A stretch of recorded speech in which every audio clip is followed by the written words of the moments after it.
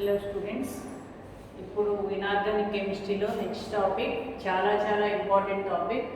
మీకు అందరికీ డిగ్రీలో తెలుసు, అది డిగ్రీలో పీజీలో చదివారు. Coordination compounds. Next topic coordination compounds.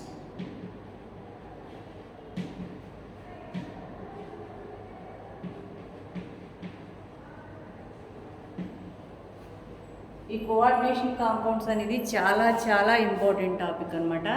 దీనిలో ఇది ఒక మహాసముద్రం. దీనిలో మనం ఈ బిట్టే వస్తుంది, ఇది రాదు అని చెప్పలేము. కాకపోతే కొన్ని సెలెక్టివ్ ఏరియాస్ ఉన్నాయి, నెంబర్ ఆఫ్ టైమ్స్ క్వశ్చన్స్ అడిగే టాపిక్స్ ఉన్నాయి, అవి చెప్తాను. మిగిలింది మీరు మ్యాక్సిమం కోఆర్డినేషన్ కాంపౌండ్స్ అంతా టెక్స్ట్ బుక్ చదువుకోవడానికి ట్రై చేయండి, ఓకేనా. కోఆర్డినేషన్ కాంపౌండ్స్ మీద ఇప్పటి వరకు వచ్చిన బిట్స్ అన్నీ కవర్ అయ్యేలాగా సిలబస్ చెప్తాను, మ్యాక్సిమం చెప్తానని అనుకుంటున్నాను. ఎక్కడైనా మిస్ అయినా కూడా మీకు ఇబ్బంది లేకుండా ఉంటుందన్నమాట. మీ డిగ్రీలో పీజీలో చదువుకున్న టాపిక్స్ ఒకసారి రివైజ్ చేసుకుంటారు, ఓకేనా. ఫస్ట్ కోఆర్డినేషన్ కాంపౌండ్స్లో బేసిక్స్ అందరికీ తెలుసు కదా. కాంప్లెక్స్ కాంపౌండ్లో 2 పార్ట్స్ ఉంటాయి. Coordination sphere, ionic sphere. Square bracket లోపల ఉన్నది కోఆర్డినేషన్ స్పియర్, బయట ఉన్నది అయానిక్ స్పియర్. బయట ఉన్న వ్యాలెన్సీ మెటల్ లైగెండ్స్ ఉంటాయి. ఎన్ని లైగెండ్స్ ఉన్నాయని దాన్ని కోఆర్డినేషన్ నెంబర్ అంటారు. మెటల్కి లైగెండ్స్ ఎన్ని నెంబర్ ఉన్నాయి, మెటల్ పక్కన ఉన్న ఈ వ్యాలెన్సీని సెకండరీ వ్యాలెన్సీ అంటారు. బయట ఉన్న దాన్ని ప్రైమరీ వ్యాలెన్సీ అంటారు. Primary valency is equal to oxidation state of the metal. Secondary valency is equal to number of vacant d orbitals in the metal. అది ప్రైమరీ వ్యాలెన్సీ సెకండరీ వ్యాలెన్సీ గురించి చెప్పింది Werner's theory. Next effective atomic number అంటే ఏంటి? Effective atomic number of metal minus oxidation state of metal plus 2 into ligands number వేస్తే effective atomic number వస్తుంది. ఆ effective atomic number 36, 54, 86 వస్తే అవి కాంప్లెక్స్ కాంపౌండ్ స్టేబుల్ అని అర్థం, లేకపోతే అవి అన్స్టేబుల్ అని అర్థం. దాన్నే ఎఫెక్టివ్ అటామిక్ నెంబర్ని ఈఏఎన్ రూల్ అని చదువుకున్నారు. ఒకసారి డిగ్రీ ఇదంతా రివైజ్ చేసుకోండి. అది 2 సిడ్జ్విక్ థియరీ, వెర్నర్స్ థియరీ. ఆ 2 థియరీస్ గురించి చిన్నప్పుడే అంతా బాగా నేర్చుకుంటారు కాబట్టి పీజీ లెవెల్లో మీరు నేర్చుకున్న దాని నుంచి మొదలు పెడతారు. సెట్ సిలబస్లో దీనిలో అడిగేటువంటి క్వశ్చన్స్ దేని మీద ఉంటాయంటే, థర్డ్ థియరీ ఏంటి మనకి? Valence bond theory. Valence bond theory. Valence bond థియరీలో కాంప్లెక్స్ కాంపౌండ్స్ గురించి వ్యాలెన్స్ బాండ్ థియరీ చెప్పడానికి ఏదైనా valence bond theory Pauling propose చేస్తారు. ఈ వ్యాలెన్స్ బాండ్ థియరీలో మీకు కాంప్లెక్స్ కాంపౌండ్స్ గురించి తెలియాల్సిన విషయం ఏంటి అంటే, హైబ్రిడైజేషన్ ఏంటి, స్ట్రక్చర్ ఏంటి. ఒక కాంప్లెక్స్ ఇచ్చారు, ఆ కాంప్లెక్స్లో మెటల్ ఏమి హైబ్రిడైజేషన్కి వెళ్ళింది, ఏ స్ట్రక్చర్ వచ్చింది. మాకు హైబ్రిడైజేషన్ తెలుసు కదండి, ఇనార్గానిక్ కాంపౌండ్స్లో ఇంతకుముందు నేర్చుకున్నాం కదా టేబుల్, దాని ప్రకారం రాసేస్తామంటే కుదరదు. ఇక్కడ హైబ్రిడైజేషన్ గురించి స్పెషల్గా నేర్చుకోవాలన్నమాట. బ్యాలెన్స్ బాండ్ థియరీ ప్రకారం కాంప్లెక్స్ కాంపౌండ్స్ యొక్క స్ట్రక్చర్ ఎలా ఉంటుంది, ఏమి హైబ్రిడైజేషన్ బట్టి ఏమి స్ట్రక్చర్ ఉంటుంది అని. దీనికి ఫస్ట్ వచ్చి sp3 హైబ్రిడైజేషన్ అనుకోండి, టెట్రాహైడ్రల్ స్ట్రక్చర్ ఉంటుంది. కాంప్లెక్స్ కాంపౌండ్స్ ముఖ్యంగా వచ్చేటువంటి ఎక్కువ కాంప్లెక్స్ కాంపౌండ్స్ని చెప్తాను. sp3 అంటే టెట్రాహైడ్రల్ స్ట్రక్చర్ ఉంటుంది కాంప్లెక్స్కి. ఇందులో ఏమేమి ఆర్బిటాల్స్ పార్టిసిపేట్ చేస్తాయంటే ఎక్కువ 4s, 4px, 4py, 4pz, లేకపోతే 5s, 5px, 5py, 5pz, 6s, 6px, 6py, 6pz. ఈ నెంబర్ అనేది ఎంత ఉంటుంది? 4 కానీ 5 కానీ 6 కానీ ఉంటుంది. ఎస్, పిఎక్స్, పివై, పిజెడ్ ఉంటాయి. ఇది టెట్రాహైడ్రల్ స్ట్రక్చర్ అయితే. నెక్స్ట్ ఇంకేం స్ట్రక్చర్ ఉండొచ్చు అని అంటే, ట్రైగోనల్ బైపిరమిడల్ స్ట్రక్చర్. ఇదే స్క్వేర్ ప్లానార్ స్ట్రక్చర్ ఉంది అనుకోండి, స్క్వేర్ ప్లానార్.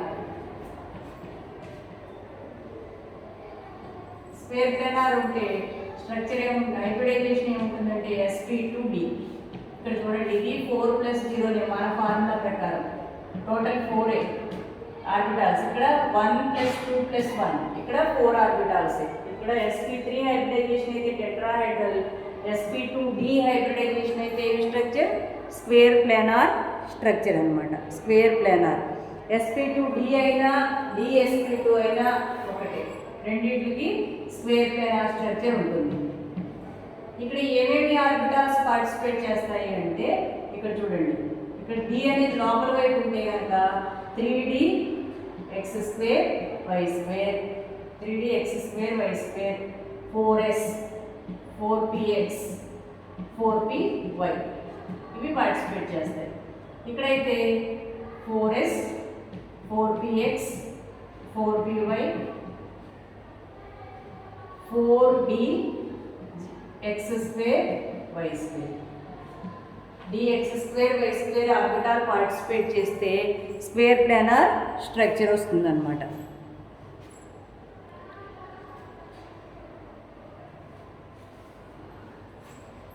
ఓకేనా? నెక్స్ట్ ఇంకా ముఖ్యమైనటువంటిది ఇంపార్టెంట్ బిట్ వచ్చేది ఏంటి అంటే dsp3 హైబ్రిడైజేషన్ ఉంటే sp2d ఉన్నా dsp2 ఉన్నా రెండింటికి స్ట్రక్చర్ ఏంటి? Square planar. పార్టిసిపేట్ చేసే ఆర్బిటాల్ ఎవరు? d ఆర్బిటాల్ ఇదన్నమాట. దీనిలో అయితే ఇది which d orbital participates in the square planar complex compound with hybridization dsp2 అని అడిగాడు అనుకోండి, అప్పుడు ఇది రాయాలి.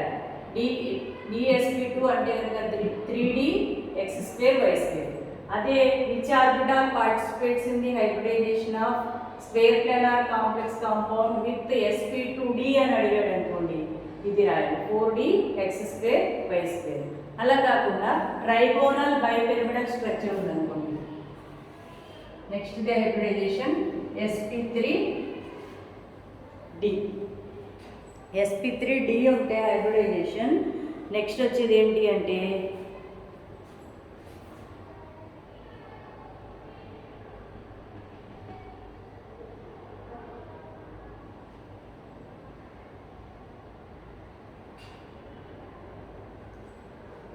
ఇక్కడ ఎన్ని ఆర్బిటాల్స్ ఉన్నాయి? 5 ఉన్నాయి. మనకి 5 + 0 అంటే ఏం స్ట్రక్చర్ వస్తుందమ్మా? Square pyramidal, square trigonal bipyramidal కదా. ఇక్కడ 5 sp3d అనేది 5 వచ్చినప్పుడు sp3d అనేది ఉన్న కాంప్లెక్స్ కాంపౌండ్స్ ఎక్కువగా అవైలబిలిటీ ఉండవు అనమాట. నెక్స్ట్ దీన్ని ఎలా రాస్తారు? dsp3. ఇక్కడ కూడా 5 ఆర్బిటాల్స్ పార్టిసిపేట్ చేస్తాయి. దీని స్ట్రక్చర్ వచ్చి ట్రైగోనల్ బైపిరమిడల్.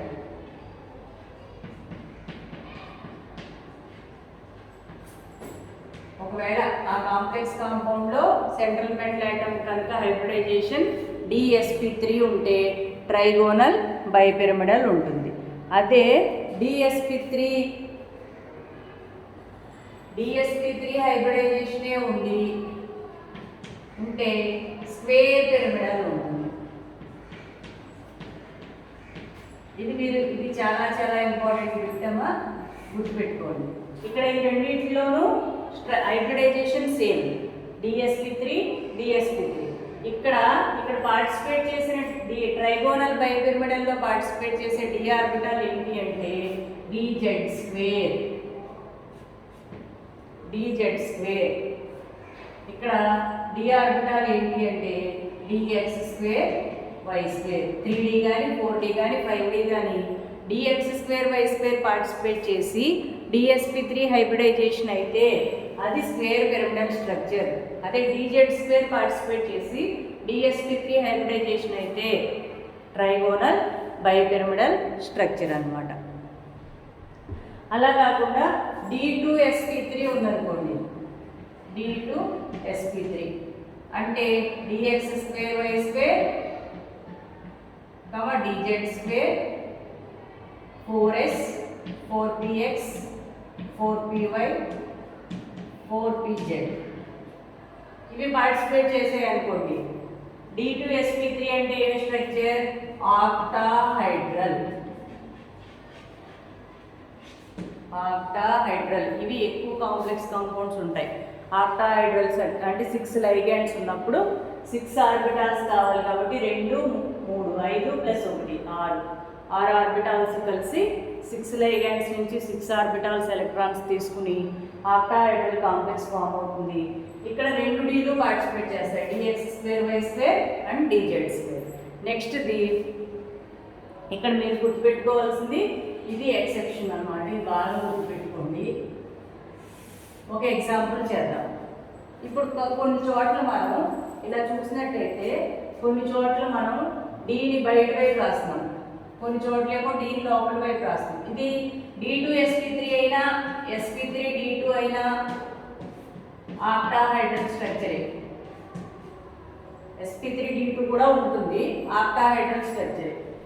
ఇక్కడ చూడండి, డి ఇక్కడ దీనిలో బయట వైపు రాసాం, దీనిలో బయట వైపు రాసాం, దీనిలో లోపల వైపు రాసాం, డీతో మొదలుపెట్టి రాసాం, ఇక్కడ కూడా డీతో మొదలుపెట్టి రాసాం.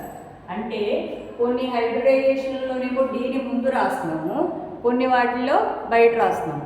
ఎవరిలో అయితే డీతో మొదలు పెడతామో హైబ్రిడైజేషన్ని వాటిని ఇన్నర్ ఆర్బిటాల్ కాంప్లెక్స్ అనాలి. ఇన్నర్ ఆర్బిటాల్ కాంప్లెక్స్ అనాలి. దేన్నైతే డీని బయట వైపు రాస్తున్నామో దాన్ని ఏమనాలి? ఔటర్ ఆర్బిటాల్ కాంప్లెక్స్ అనాలి. హైబ్రిడైజేషన్ బట్టి కాంప్లెక్స్ కాంపౌండ్స్లో 2 రకాలు అనమాట. Inner orbital complexes, outer orbital complexes. D లోపల వైపు ఉందా, డి బయట వైపు ఉందా అనే దాన్ని బట్టి దానికి పేరు వస్తుంది అనమాట. ఇది మనకి బ్యాలెన్స్ బాండ్ థియరీ ఏమేమి చెప్పింది? కాంప్లెక్స్ కాంపౌండ్లో ఏ హైబ్రిడైజేషన్ ఉంటే ఏం స్ట్రక్చరు, ఎన్ని రకాల కాంప్లెక్స్లు ఉన్నాయి హైబ్రిడైజేషన్ బట్టి, outer orbital complexes, inner orbital complexes.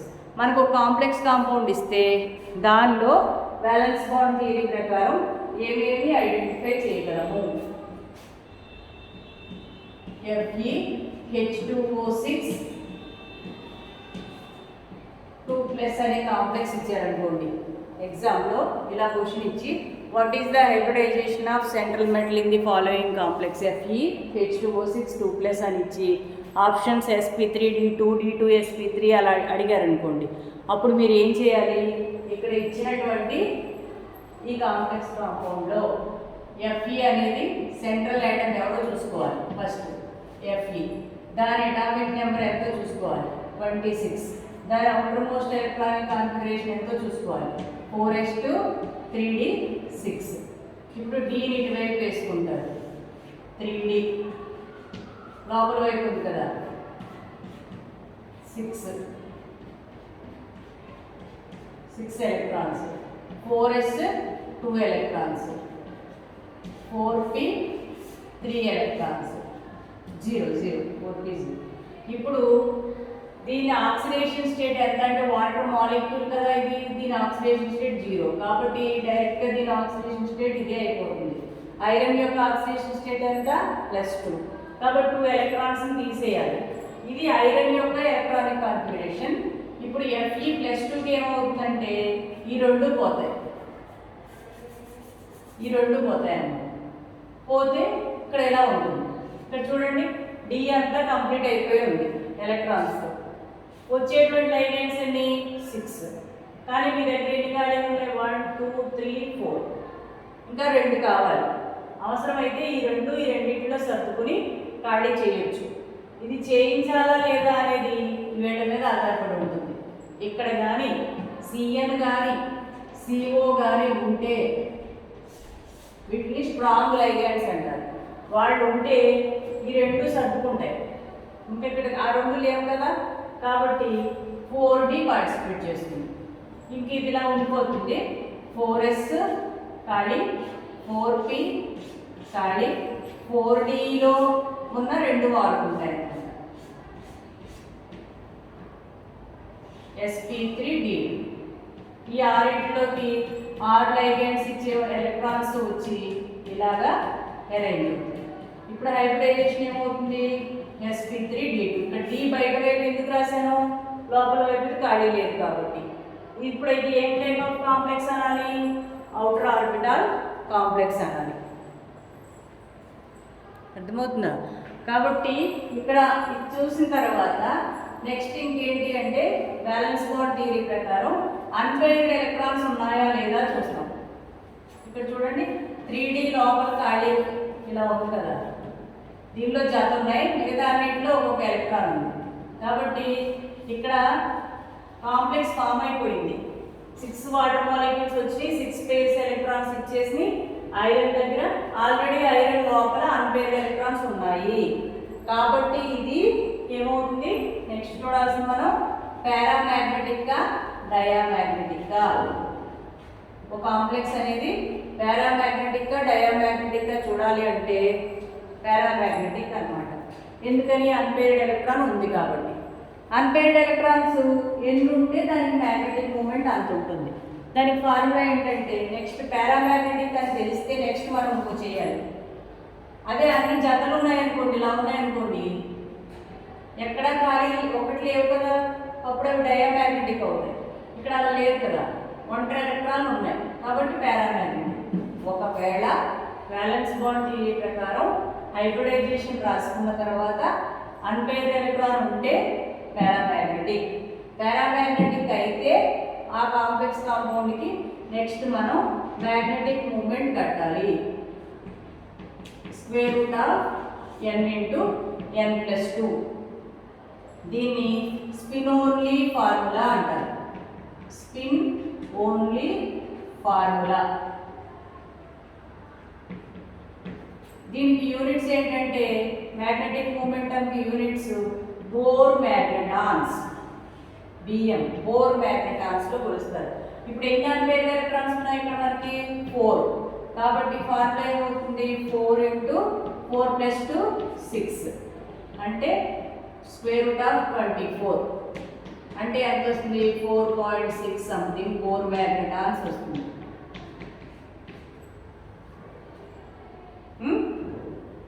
కాబట్టి దీని మ్యాగ్నెటిక్ మూమెంటం వాల్యూ ఎంత, 4.6. మీరు సింపుల్గా గుర్తుపెట్టుకోవడానికి ఏం చేస్తారంటే మ్యాగ్నెటిక్ మూమెంటం వాల్యూ ఇక్కడ అన్పెయిర్డ్ ఎలక్ట్రాన్స్ ఎన్ని వచ్చినాయో, ఫర్ ఎగ్జాంపుల్ అన్పెయిర్డ్ ఎలక్ట్రాన్ 1 వచ్చింది అనుకోండి, 1 వస్తే మ్యాగ్నెటిక్ మూమెంటం వాల్యూ 1 పాయింట్ వస్తుంది కింద ఆప్షన్స్లో. 2 ఉన్నాయనుకోండి 2 పాయింట్ వస్తుంది. 3 ఉన్నాయనుకోండి 3 పాయింట్ వస్తుంది. ఎంత ఉంటే అంత పాయింట్ వస్తుంది. అది గుర్తుపెట్టుకోండి పండగ. Number of unpaired electrons calculate చేయడం ఎలాగా, ఇలా ఒక కాంప్లెక్స్ ఇచ్చి దానిలో unpaired electrons balance bond theory ప్రకారం క్యాలిక్యులేట్ చేసి దాన్ని ఇప్పుడు ఇంకో కాంప్లెక్స్ చేద్దాం. ఎగ్జాంపుల్ ఇక్కడ వరకు క్లారిటీ ఉందా? బ్యాలెన్స్ బాండ్ థియరీ ప్రకారం మనం ఇది టేబుల్ ముందు రాసుకోండి.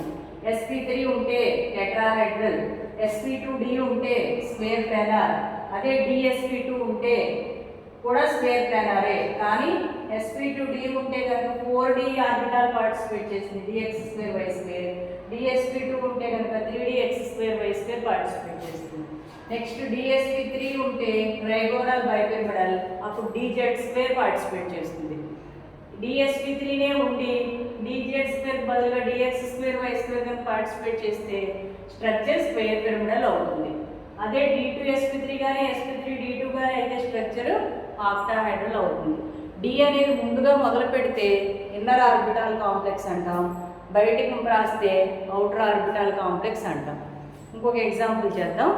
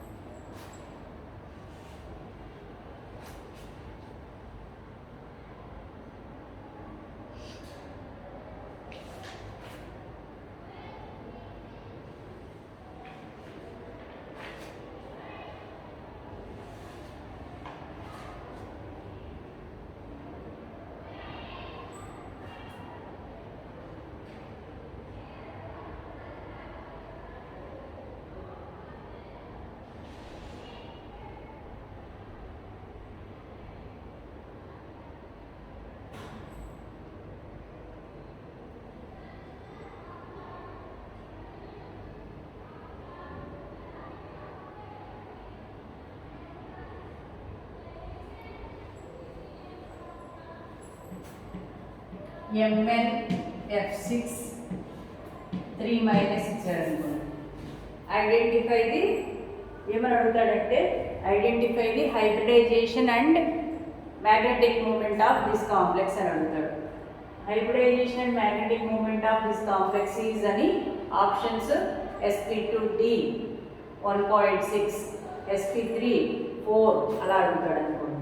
ఇప్పుడు దీన్ని మనం ఏం చేయాలంటే ముందు కాంప్లెక్స్ కాంపౌండ్లో సెంట్రల్ ఆటమ్ ఎవరు మ్యాంగనీస్, దాని ఆక్సిడేషన్ స్టేట్ కట్టేసుకున్నాం. ఇది ఎంతో తెలియదు x -6 is equal to -3, x is equal to 6 - 3 is equal to +3.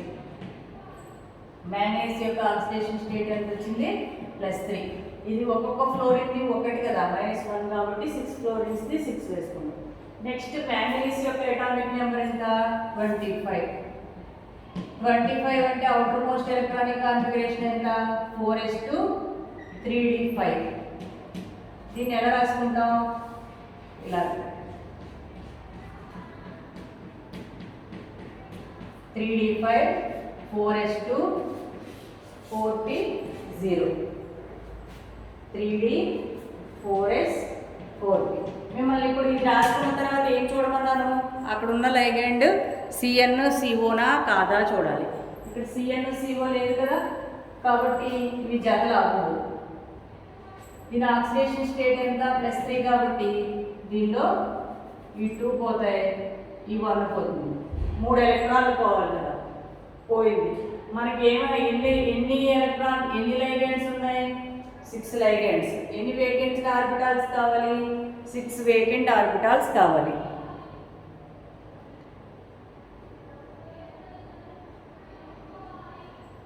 కాబట్టి ఇక్కడ ఏం జరుగుతుందంటే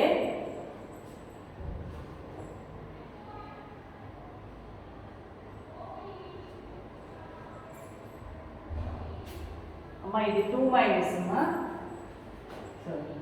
2 మైనస్ 2 మైనస్ అంటే 4 ప్లస్ 4 2 ఎలక్ట్రాన్స్ తీసేయాలి. 4 కదా ఆక్సిడేషన్ స్టేట్, 2 ఎలక్ట్రాన్స్ తీస్తాం, మొత్తం 4 వచ్చాయి. మనకు 6 ఖాళీ కావాలి. 6 ఉన్నాయి చూడండి D2 sp3 హైబ్రిడైజేషన్. ఇప్పుడు చెప్పండి ఇది ఏం స్ట్రక్చరు ఆక్టాహైడ్రల్ స్ట్రక్చర్. ఇది పారామాగ్నెటిక్గా డయామాగ్నెటిక్గా ఇక్కడికి లైగెండ్ ఇచ్చే ఎలక్ట్రాన్స్ వస్తాయి. పారామాగ్నెటిక్గా డయామాగ్నెటిక్గా పారామాగ్నెటిక్. అన్పేర్డ్ ఎలక్ట్రాన్స్ ఉన్నాయి కదా పారామాగ్నెటిక్. ఎన్ని అన్పేర్డ్ ఎలక్ట్రాన్స్ ఉన్నాయి 3 అన్పేర్డ్ ఎలక్ట్రాన్స్ ఉన్నాయి కాబట్టి మ్యాగ్నెటిక్ మూమెంటం ఏమవుతుంది 3 పాయింట్ సంథింగ్ అవుతుంది. అది అంత వస్తుందో లేదో చూద్దాం. √3 × 3 + 2 అంటే 5 15 √15 16 ఉంటే 4 కదా కాబట్టి 3.64 మ్యాగ్నెటాన్స్ వస్తుంది. మీకు ఎన్ని అన్పేర్డ్ ఎలక్ట్రాన్స్ ఉంటే అంత పాయింట్ వస్తుంది మ్యాగ్నెటిక్ మూమెంట్ అనేది. అది గుర్తుపెట్టుకోవాలి. ఓకేనా?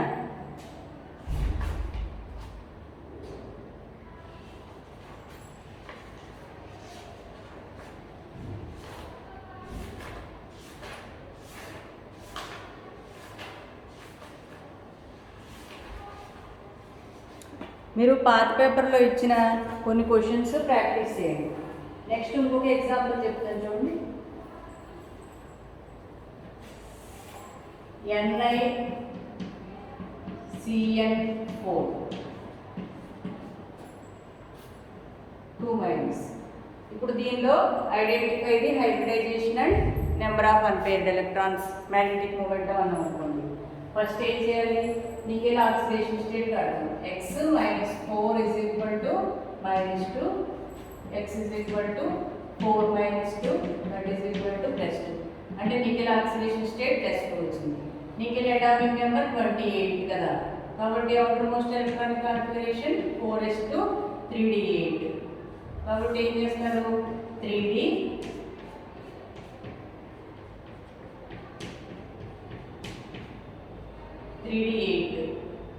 4s2 4p 4s 3d ఇప్పుడు మీరు గుర్తుపెట్టుకోవాల్సింది ఏంటి, నికెల్ ఆక్సిడేషన్ స్టేట్ +2 కాబట్టి ఈ 2 ఎలక్ట్రాన్స్ పోతాయి. Ni+2లో ఆ 2 ఎలక్ట్రాన్స్ పోతాయి. పోయిన తర్వాత వచ్చేటువంటి లైగెండ్ ఎవరు, స్ట్రాంగ్గా వీక్గా. CnO కానీ CO కానీ ఉంటే స్ట్రాంగ్. అది ఏం చేస్తుందంటే ఈ లోపల అన్పేర్డ్ ఎలక్ట్రాన్స్ ఉన్నాయి కదా, వీళ్ళిద్దరిని జత చేసేసి ఖాళీ చేసుకుంటుంది. ఇప్పుడు ఏమవుతుంది,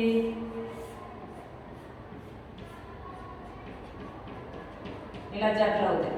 ఇక్కడ ఖాళీ ఏర్పడుతుంది. 3Dలో ఖాళీ వస్తుంది. ఎస్, Bలో 3. కానీ మన దగ్గరికి ఎన్ని లైగెండ్స్ వస్తున్నాయి, 4 చాలు. కాబట్టి DsP2 హైబ్రిడైజేషన్. DsP2 హైబ్రిడైజేషన్ అంటే ఏం structure, square planar structure. Square planar structure అన్నమాట. ఓకేనా, స్క్వేర్ ప్లానార్. ఇప్పుడు చెప్పండి, ఇది డయామాగ్నెటిక్ పారామాగ్నెటిక్? లైగెండ్ ఇచ్చి 4 జతలు ఎలక్ట్రాన్, 4 లైగెండ్లు 4 జతలు ఇచ్చింది. ఎక్కడన్నా మీకు అన్పేర్డ్ ఎలక్ట్రాన్ కనపడుతుందా, లేదు. కాబట్టి ఇది ఏమి మ్యాగ్నెటిక్, డయామాగ్నెటిక్, పారామాగ్నెటిక్ కాదు. కాబట్టి దీని మ్యాగ్నెటిక్ మూమెంటం వాల్యూ ఎంత, μ0. ఇప్పుడు 4 కాంప్లెక్స్లోకి వైపు ఇచ్చి 4 మ్యాగ్నెటిక్ మూమెంటం వాల్యూస్ ఇచ్చి బ్యాలెన్స్ చేయమంటాడు, బ్యాలెన్స్ తెచ్చి ఫాలోయింగ్ అని. అప్పుడు టక్ నెంబర్ ఆఫ్ అన్పేర్డ్ ఎలక్ట్రాన్స్ కట్టేసుకుంటే నెంబర్ ఆఫ్ అన్పేర్డ్ ఎలక్ట్రాన్స్ని బట్టి 1 ఎలక్ట్రాన్ ఉంటే 1 పాయింట్, 2 ఉంటే 2 పాయింట్, 3 ఉంటే 3 పాయింట్ అదనమాట. ఇక్కడ 0 ఉన్నాయి కాబట్టి 0 పాయింట్. ఓకే, ఇది వ్యాలెన్స్ బాండ్ థియరీ అనమాట. కోఆర్డినేషన్ కాంపౌండ్స్లో ముఖ్యమైనది, చాలా చాలా ఇంపార్టెంట్. ఇది ఒకటి గుర్తుపెట్టుకోవాలి. DsP3 ఉంది హైబ్రిడైజేషన్. DZ2 పార్టిసిపేట్ చేస్తే ట్రైగోనల్ బైపిరమిడల్. DsP3 హైబ్రిడైజేషన్ ఉండి DX2 Y2 పార్టిసిపేట్ చేస్తే ఆక్టాహైడ్రల్. అది గుర్తుపెట్టుకోవాలి. ఓకే, మీకు ఈ మ్యాగ్నెటిక్ మూమెంటం మీద ప్రీవియస్ దానిలో వచ్చిన బిట్స్ అన్నీ ఒక చోట ప్రిపేర్ చేస్తున్నాను, మీకు ఒక లింక్ లాగా పెడతాను. ఓకేనా.